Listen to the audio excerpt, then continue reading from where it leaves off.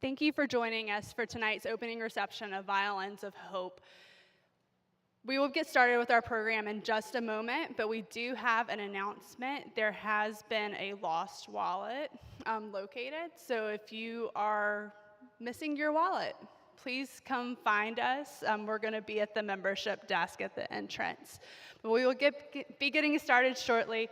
Thank you so much for being here.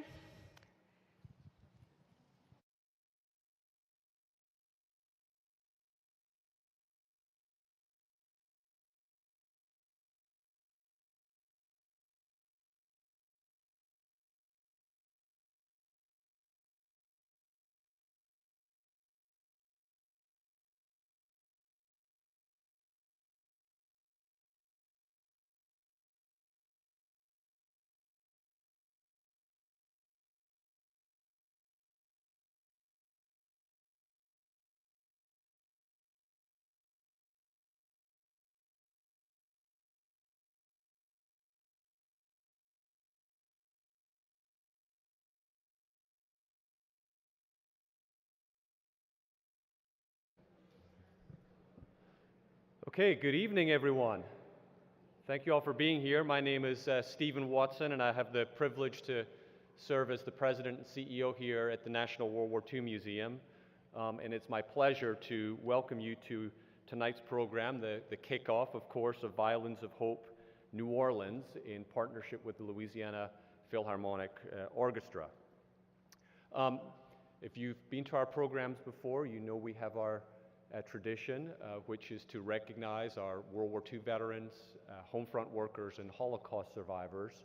I'm not sure if we have any in attendance tonight, but I know we have several who planned on participating via our live stream virtually. So let's just take a moment to recognize them for their service and sacrifice.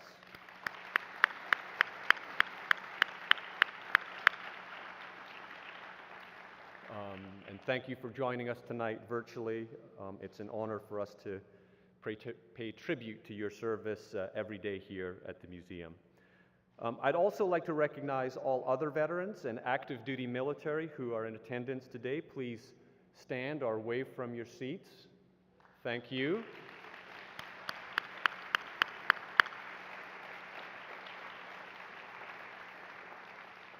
Thank you for continuing our nation's legacy of service.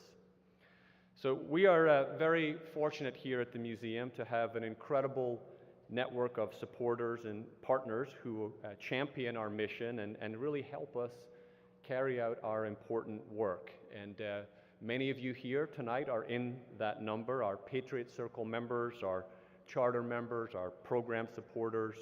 So all of you that are helping this museum do our important work every day, please take a bow and thank you for your support of our museum.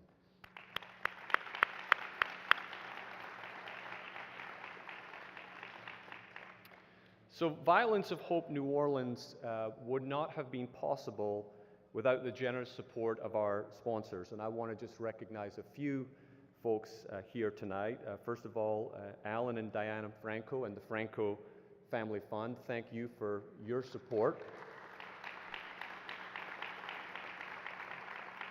Alan has been around this museum since he was a child, going back to the 1990s, one of our earliest trustees and was a trustee for over a decade, and even since he has gone off the board has continued to be just a tremendous supporter of our mission. So thank you. I also want to thank the Jewish Endowment Foundation of Louisiana, the Friends of the Museum Group for their incredible commitment to this program, along with the countless other donors and supporters who believe in the mission of Violins of Hope and preserving the lessons and legacies of the Holocaust. So thank you to all of you for your support.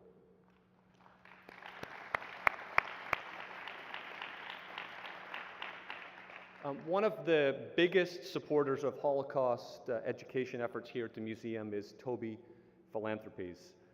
Through their generosity, we are proud to host the Toby Family Holocaust Education Program exclusively here at the museum, which includes our annual student webinar on Holocaust and International Holocaust Remembrance Day, both of which have been integrated into this year's Violins of Hope program. This was a tremendous gift from the Toby Foundation, I guess 4 years ago now, so I'd like to thank Tad and Diane for their very generous support of our Holocaust education efforts here at the museum.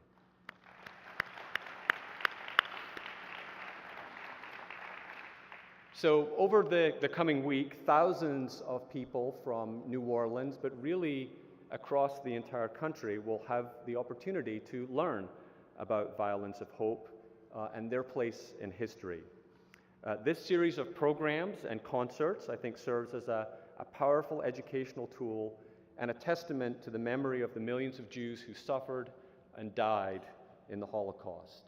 And I want to recognize the most important person here tonight that has made this program possible, and that would be someone you'll hear from shortly, Avshi Weinstein, who started Violins of Hope with his father, Amnon, many years ago, and has literally brought this program to cities across the world. So Avshi, thank you very much for bringing this program here to New Orleans.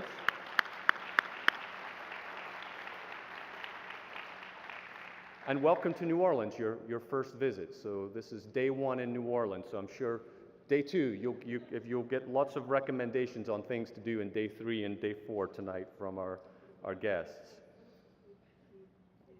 Food to food to food to food. You're a quick learner. Well done. Yeah. And there's more, so we can certainly fill up several more days. And we're going to hear from Avshi later, of course, in the program, which I'll talk about in just a few moments. And of course, this program would not be possible without our wonderful partnership with the Louisiana Philharmonic Orchestra. Each of the concerts held during Violins of Hope will feature the gifted musicians of the LPO playing songs chosen for their connection to Jewish culture and Holocaust remembrance. You heard that, of course, already tonight. We were treated to the playing of one of the restored Violins of Hope known as Katrine, or Flowers violin, and I'm sure you've already read about that in your program. But I would like to pass the mic over for a moment to our incredible partner at the LPO, and at this time, please join me in welcoming Anwar Nasir, the Executive Director of the Louisiana Philharmonic Orchestra.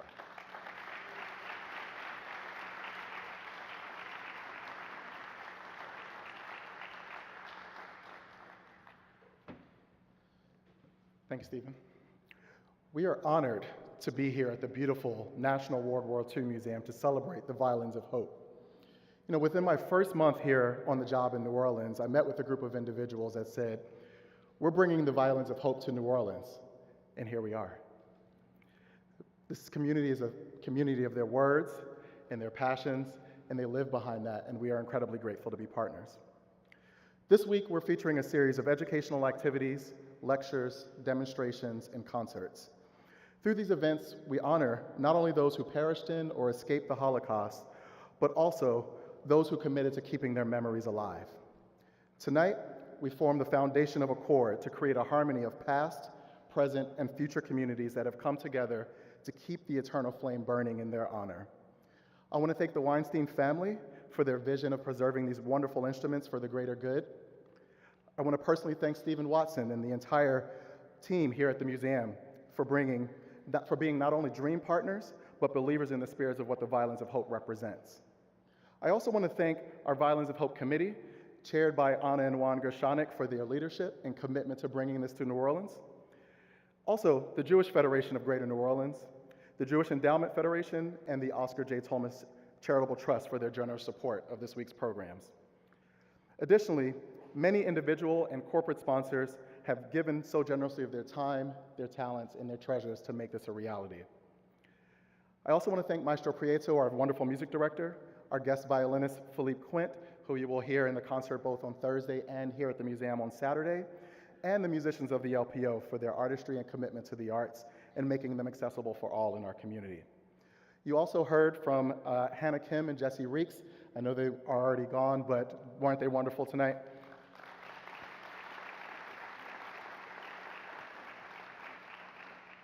And last but not least, I want to thank all of you, because we cannot do this as a community without all of you.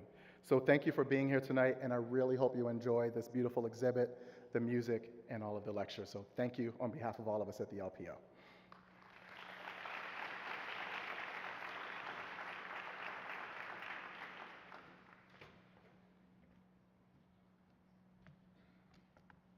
Thank you, Anwar. And just a short departure from my prepared notes. I just want to say how fortunate I think we all are to have such a great orchestra here in New Orleans. A long, long time ago, I began my career at WWNO and had the privilege of working closely with the opera, the LPO, Friends of Music, and other arts organizations. And I just think it's really tremendous to have such a quality orchestra here in New Orleans, and we're fortunate to have your talents leading that entire organization. So a round of applause and thank you. And of course, thank you for your incredible support of this program. It just simply would not have been possible without the LPO.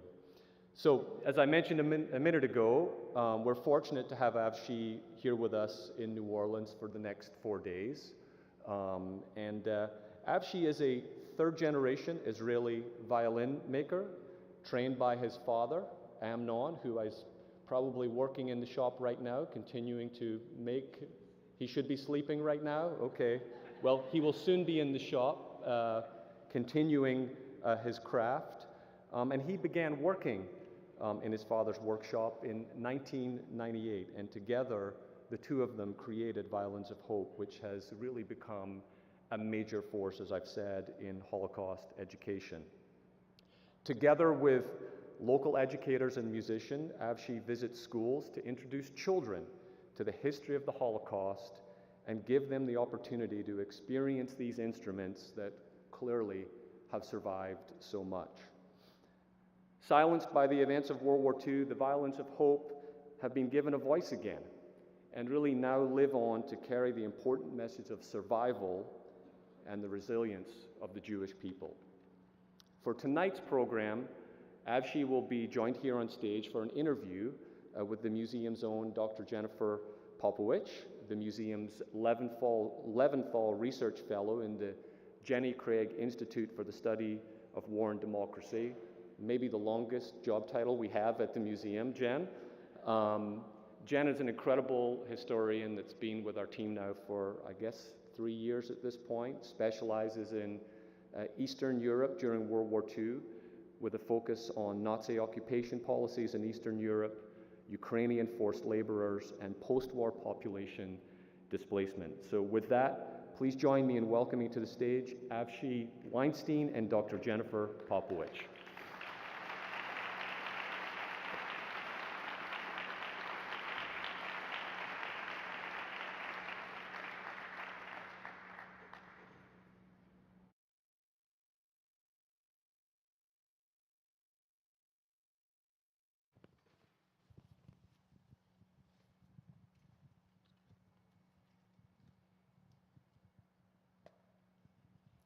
Does it work? Oh, is it? It's already on. Thank you, Stephen, for that introduction, and thank you, Avshi, for being here with us tonight. As we've already heard, Violins of Hope is an incredibly powerful tool for learning about the Holocaust. Could you tell us a little bit more about how your father started this movement to restore these violins? By mistake, basically. If we go to the very early history, we all know what happened in Germany in 1933 when Hitler came into power. And one of the first things the Nazis did was to push rules and laws that made it impossible for Jewish people to live in Germany. One of the best violinists of the time, Bronislaw Huberman, who was a Jewish-Polish violinist, when he saw what was going on, he wanted to try and help Jewish musicians and save them. So he established an orchestra in Palestine. He had good friends in the British government, which could get him the certificates for the musicians and their families to come to Israel. But of course, for every good project, you need some money. And he had another good friend here in the United States, Albert Einstein, who helped him to get lots of donations. He toured all over Europe. He did lots of auditions for all the musicians. And he brought them to Israel alongside their families. Now, Tel Aviv in the 1930s was probably about just a bit bigger than the whole museum here. It was basically a desert. If you walk in the streets, you might run into camels and stuff. And these people, they came from the biggest cities of Europe. And they established music life in Israel. Many of them became later on teachers. And all those people who came, all of them survived. And in 1945, when all the horror stories started coming to Israel with survivors, there was a very strong ban in Israel on everything German.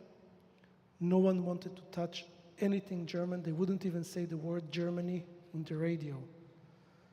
And many of these musicians who came from Austria and Germany, they sold to my grandfather their German-made instruments. He bought what he could. He knew that he will never be able to sell them again. He already knew that he lost all his family. My grandfather had 11 brothers. He was one of 11 brothers and sisters.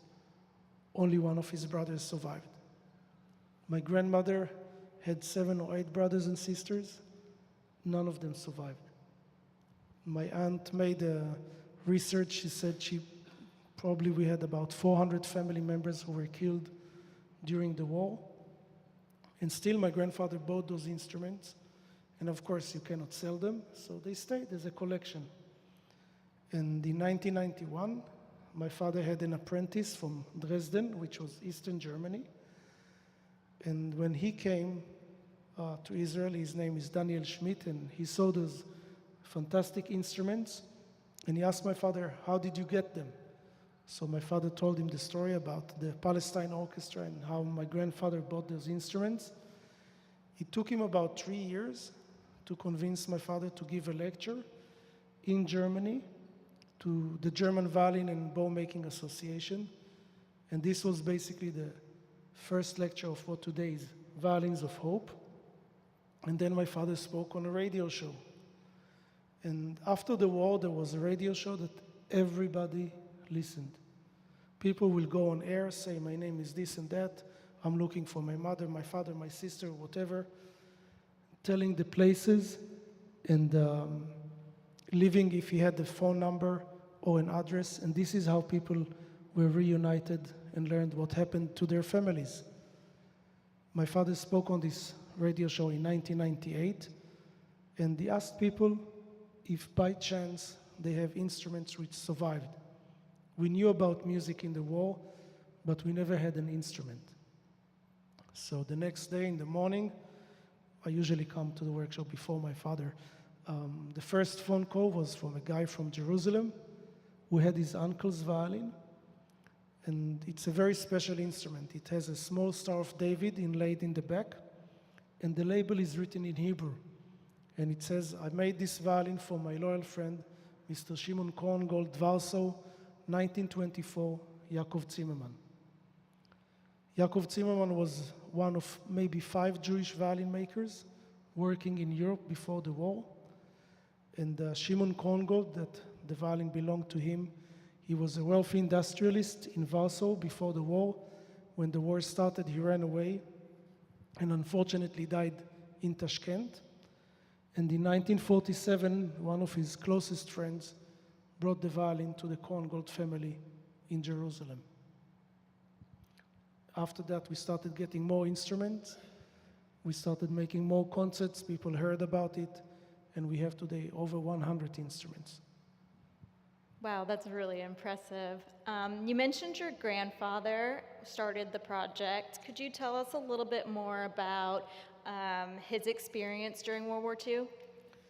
My father's side, both my parents immigrated to Palestine in 1938, so they were not in Europe during the war. My mother's side, it's a different story. Any of you seen a movie called Defiance with Daniel Craig, Liv Schreiber, and Jamie Bell? You remember some parts of the story? It's not a documentary, but this is my grandfather and his 2 brothers. I'll give you a small spoiler. My grandfather and my grandmother, you see their wedding in the film.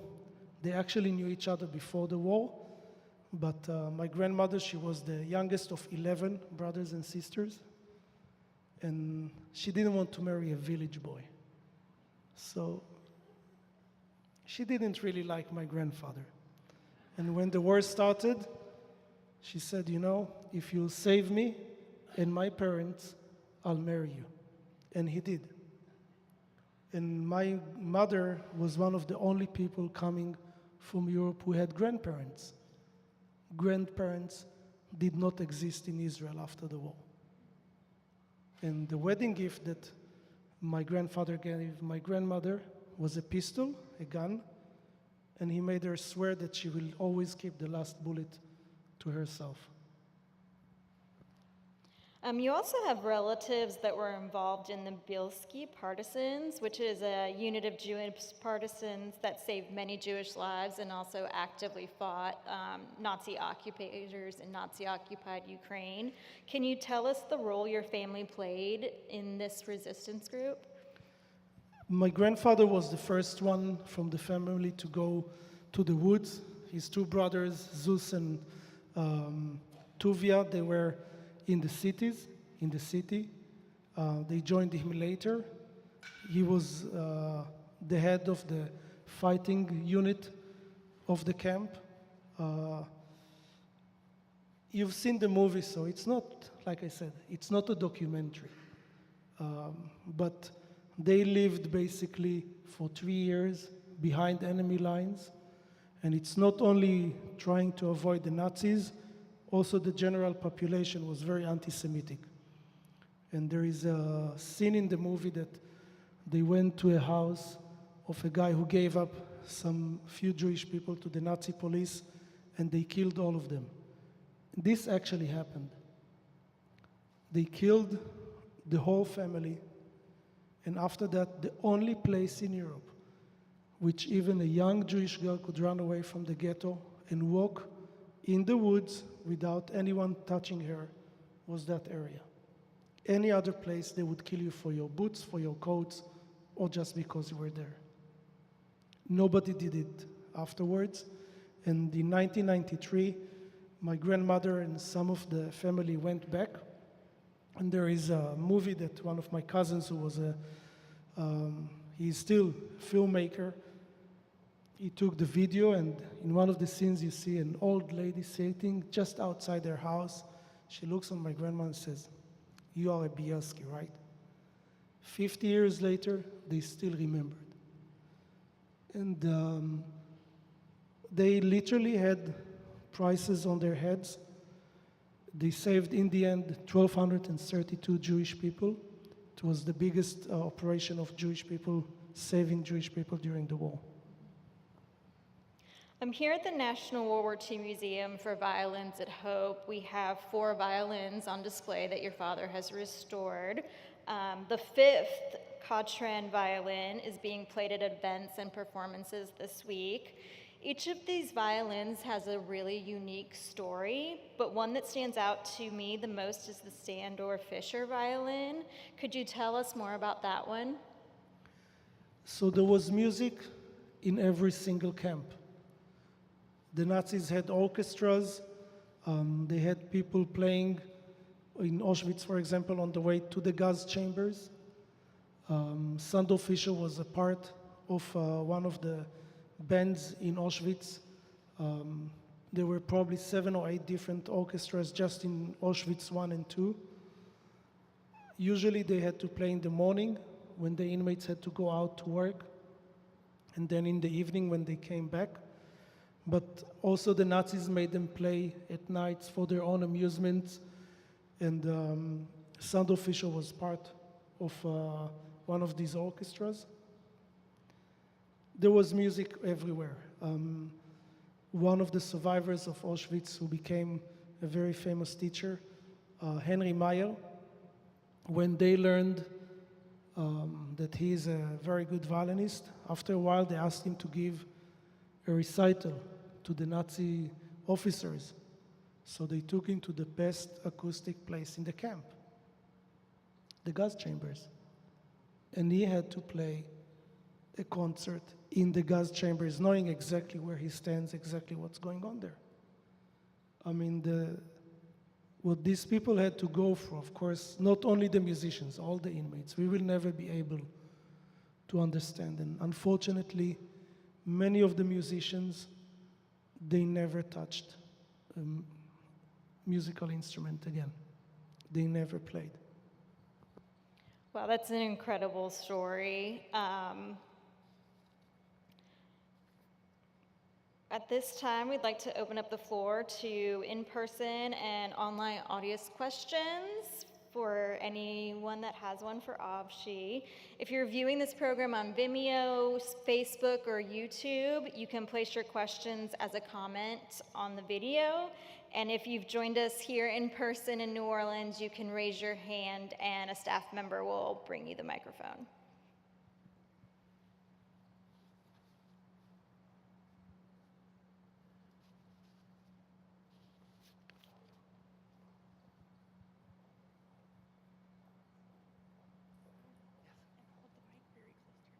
Thank you. You were speaking of the violin, lastly, and there's the story both of the young man and the young woman. And the young woman was playing on Christmas Eve. Do we know what she was playing? Unfortunately not. I can tell you there are very few pieces that we know what they played. For example, one of the very last instruments that we got about 2 months ago, the son told us that his mother, she was a young woman when she arrived to Birkenau, Auschwitz II basically, and she was asked by one of her friends to go and play an audition to the women orchestra. And she said, I'm not good and stuff, and she played Matisse piece, and she wasn't accepted. So this is a piece I know someone played, but in general, they played lots of different music, from jazz to every music that you can think of. I don't know what they played, probably popular song and stuff like that, but it's really impossible to know. We do have a question from our online audience. Is there a particular story about a violin that resonates with you? And I do want to caveat, we only have 5 of the violins out of your entire collection. So I would like for you to expand even past the ones we have currently. So we have, like I said, about just over 100 instruments, many of them with stories coming from the families. I don't think that my role is to choose whose story is more important than someone else's. I think they are all important because they present a family, a person, a life. And I cannot say that my life is more important than your life, or your life is more important than the life of the person next to you. I think they are all important, and they are all a symbol of the simple fact that history is being made from our own stories. And this is something that kids today, they have to learn, that if they don't make sure they know history, they might make the same mistakes like in the past. And today, with their 15 seconds memory span, it's making our work very, very difficult.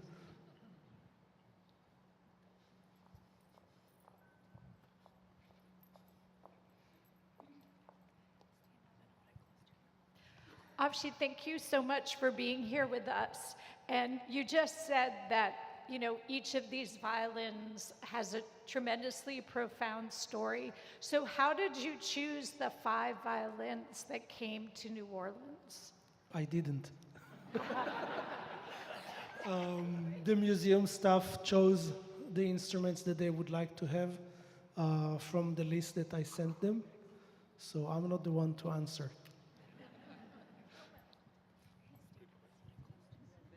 Okay. Thank you for being here. I'm Israeli, and I can relate. It sounds bad. I can relate so much to everything you said about how it was in Israel at the 50s or 60s. I would like to know a little more about you, about your name. It's not a familiar name in Israel, and about you growing up in Israel. Well, it's a familiar name here. I mean, everybody knows Howie Weinstein. We have no connection. Even though that the only brother of my grandfather moved later on to United States. There are two types of survivors. Those who never spoke and said anything about what happened to them or to their families, like my father's parents, and those who spoke and told their stories. My father grew up in a family of, he had his mother, his father, a bit later his sister, and that's it. No cousins, uncles, no one. My grandparents never spoke about their family. I can show you the suitcase in the workshop where are all the letters of their family members begging them to try and get them certificates to come to Israel. And they couldn't. When I grew up, when we would go to my mother's mother, to my grandmother, bedtime stories were partisan stories. Today she will probably be thrown to jail for telling this kind of stories to 5, 6 years olds, but this is the stories I grew up on. My grandfather, unfortunately, after the camp was liberated in July 1944, he was drafted to the Russian army. My grandmother was already pregnant, and a few months later he was killed. We don't know when, where, anything. I mean, Russian army.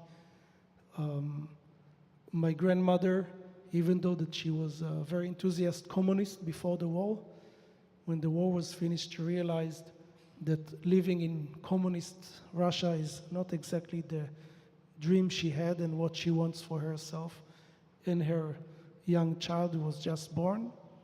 So she took her parents, who survived, and she started boarding trains going to Western Germany. And in one of the times she went into a train full of pigs.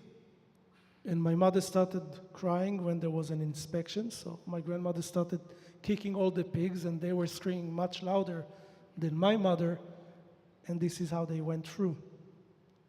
She stayed about 1.5 years in a displaced people camp in Western Germany, and then later on she met a person in the camp who fell in love with my mother, who reminded him of his 2 daughters who were killed. They got remarried, they moved to Israel, and I actually been to my grandmother's 3rd marriage. Many years later, my grandfather had a very severe Alzheimer. My grandmother moved to an assisted living, and she met a judge there. They fell in love, and they were like 2 little kids. It was very funny to see it, but they were going all over Israel, and he was already 83 or 4, traveling with his oxygen can next to him, and they were like 2 little kids sitting down, holding hands, kissing, and they got married after my grandfather passed away and his wife passed away.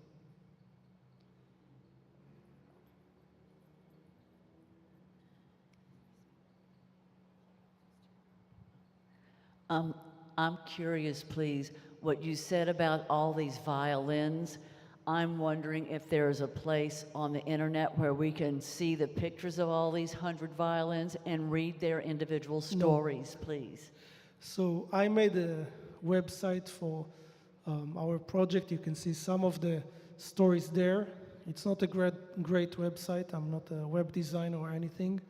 It's violin-of-hope.com. You can see some of the stories there.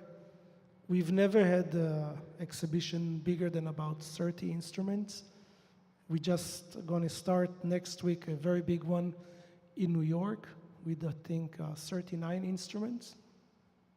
Very, very beautiful. I've seen it Sunday when I passed through there. But all the stories, I don't have them online, not yet. We do have a question from our online audience. Are there any famous contemporary string players that have played the instruments? Who and what venue? So yes, everybody knows Yitzhak Perlman, right? But there is one fact you don't know. Yitzhak Perlman told me that he still remembers the day that my grandfather gave him his first violin. He lived in the street behind the workshop, and my grandfather brought him one of the instruments. And if you see his movie, he played two of the instruments in his documentary. We had lots of other people playing in the Cleveland Orchestra with Berlin Philharmonic. Many, many, many different orchestra, many different soloists.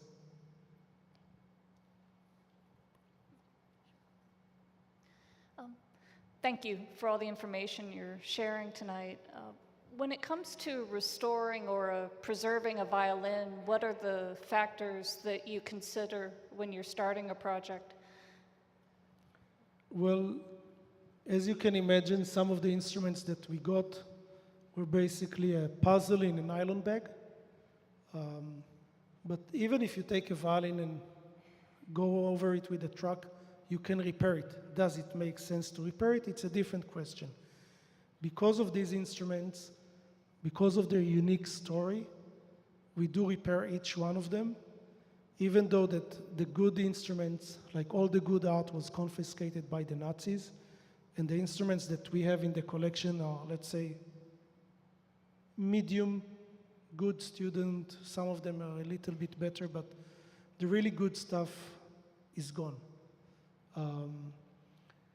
One of the main differences of restoring some of those instruments comparing to regular instruments that you'll restore is because some of them were played outside in rain and snow, so there is very different damage to the varnish of the instrument, because a sane person will not take his valuable instrument, play out in rain and snow, and think that he's doing something good to the instrument. You do it because you have to, because that's the only way for you to survive.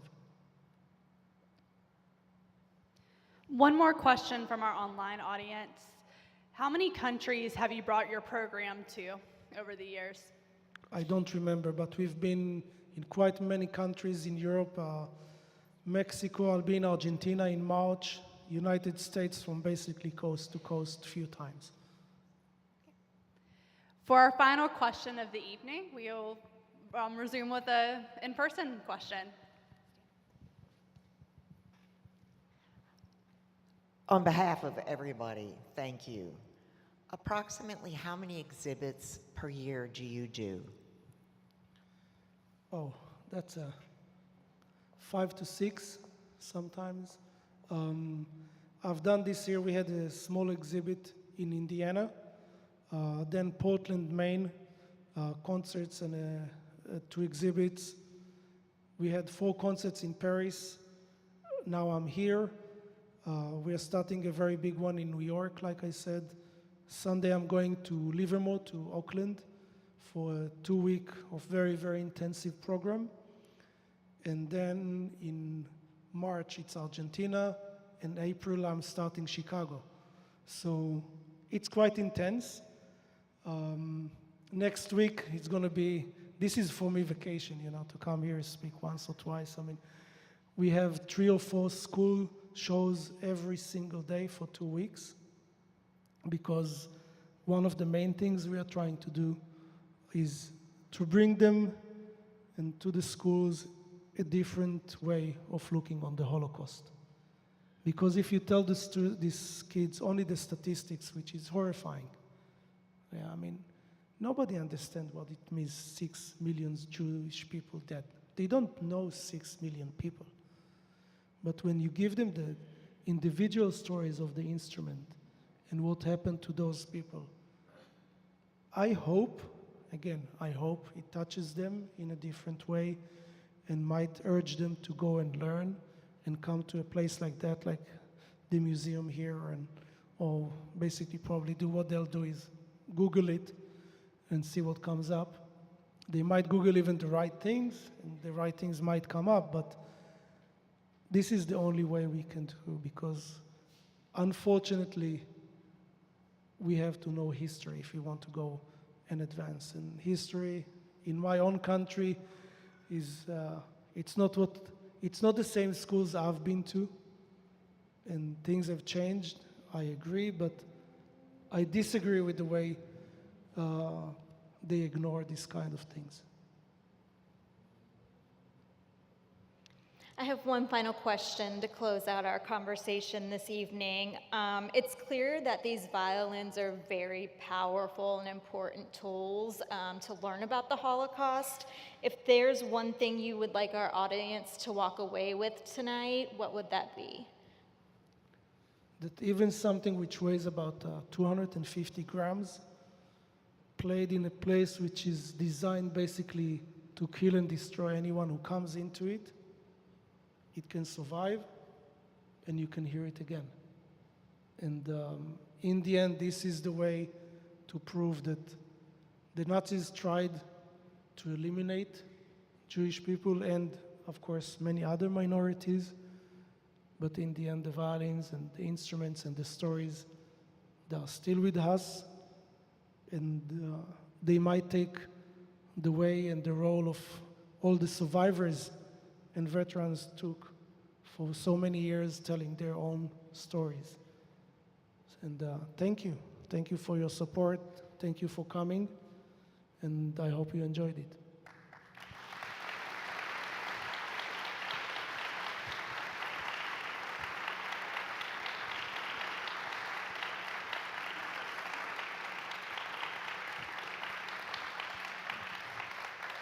Thank you, Avshi, for taking the time to be with us here tonight. We encourage you all to join us either in person or online for our lunchbox lecture tomorrow.